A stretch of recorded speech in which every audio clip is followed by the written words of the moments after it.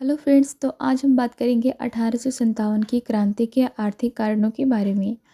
तो इन सभी आर्थिक कारणों में सबसे पहले था व्यापार का विनाश। तो व्यापार के विनाश में हम ये कहेंगे कि ब्रितानियों ने भारतीयों का जमकर आर्थिक शोषण किया। ब्रितानियों ने भारत में लूट मार करके धन प्राप्त किया तथा उसे इंग्लैंड भेज दिया। ब्रितानियों ने भारत से कच्चा माल इंग्लैंड भेजा तथा वहाँ से मशीनों द्वारा माल तैयार होकर भारत आने लगा।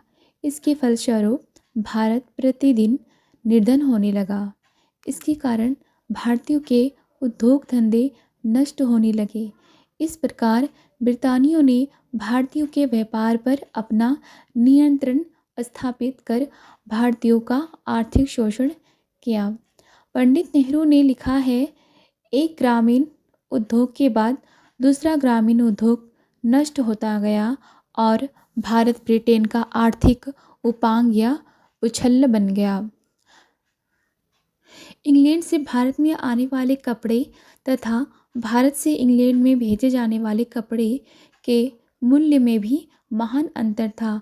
1812 ईस्वी और 1832 ईस्वी के बीच भारत से बाहर भेजे जाने वाली सूती कपड़े 13 लाख पाउंड से घटकर 1 लाख पाउंड तक रह गया, अर्थात 17 वर्षों के विदेशी व्यापार का 12वां या 13वां भाग रह गया होगा। इन्हीं वर्षों में इंग्लैंड से भारत में आयात किए जाने वाले कपड़े का मूल्य 26,000 पाउंड से बढ़कर 4 लाख पाउंड हो गया, अर्थात 16 गुना हो गया। 1850 ईस्वी तक भारत की यह दुर्दशा हो गई कि जो देश शताब्दियों से संसार को सूती कपड़ा निर्यात करता रहा था, वह ब्रिटेन से बाहर भेजे जाने वाले कुल सूती कपड़े का चौथा भाग आयात कर रहा था।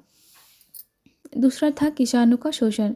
ब्रितानियों ने कृषकों की दशा सुधार करने के नाम पर अस्थायी बंदोबस्त, रैयतवाड़ी एवं बहालवाड़ी प्रथा लागू की, किंतु इन सभी प्रथाओं में किसान का शोषण किया गया तथा उनसे बहुत अधिक लगान वसूल किया गया। इससे किसानों की हालत बिगड़ती गई। समय पर कर न चुका पाने वाले किसानों की भूमि को नीलाम कर दिया जाता था। ब्रितानियों द्वारा भूमि कर वसूल करने की जो नई व्यवस्था स्थापित की गई और उनमें भूमि कर वसूल करने के जो दर निर्धारित किए गए, वह इतनी अधिक ऊंचे थे कि उससे किसान इतने निर्धन हो गए कि उनके पास भोजन तथा कपड़े की न्यूनतम आवश्यकताओं को पूरा करने के लिए भी धन न रहा। तीसरा था अकाल। अंग्रेजों के शासनकाल में बार बार अकाल पड़े, जिसने किसानों की स्थिति खराब हो गई।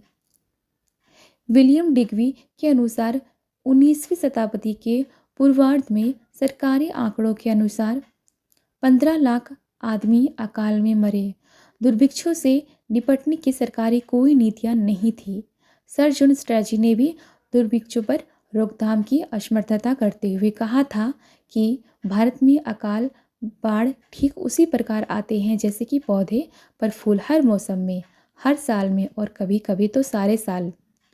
भारी भूमि पर की गई वसूली के कारण किसानों के लिए 2 समय पेट भरकर रोटी खाना भी संभव नहीं था और विपत्ति के दिनों के लिए वे शायद ही कुछ बचा सकते थे। इसलिए जब प्राकृतिक कारणों से फसलें खराब हो जाती थी, जैसा कि प्रत्येक देश में होता है, तो उस समय भारतीय किसानों के पास बुरे दिनों का सामना करने के लिए कुछ भी नहीं बचता था और वे हजारों की संख्या में तुच्छ प्राणी की भांति मर गए। परंतु ब्रिटिश सरकार अपने ब्रितानी अधिकारियों के परामर्श तथा भारतीयों के विरोध के बावजूद अत्याचारी भू राजस्व पद्धति से चिपकी रही। बेंटिंग ने इनाम में दी गई जागीरें भी छीन ली, जिससे कुलीन वर्ग के कई लोग निर्धन हो गए और उन्हें दर दर की ठोकरें खानी पड़ी। बम्बई के विख्यात इमाम आयोग ने 1852 ईस्वी में 20,000 जागीरें जब्त कर ली, अतः कुलीनों में असंतोष बढ़ने लगा जो विद्रोह से ही शांत हो सकता था। भारतीय उद्योगों का नाश तथा बेरोजगारी।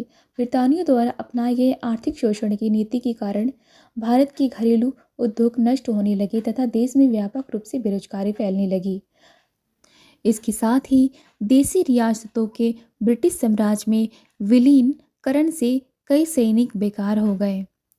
इस तरह कंपनी की नीतियों से कृषक, खेतिहर, मजदूर, कारीगर, सैनिक आदि बेकार हो गए थे, जिनकी संख्या लाखों में थी। इन बेरोजगार लोगों में ब्रिटिश शासन के विरुद्ध गहरा असंतोष था, अतः इन्होंने विद्रोह का मार्ग अपनाया। तो फ्रेंड्स, आई होप कि आपको मेरा वीडियो पसंद आया होगा, तो प्लीज़ चैनल को सब्सक्राइब कर लिए और ज़्यादा से ज़्यादा शेयर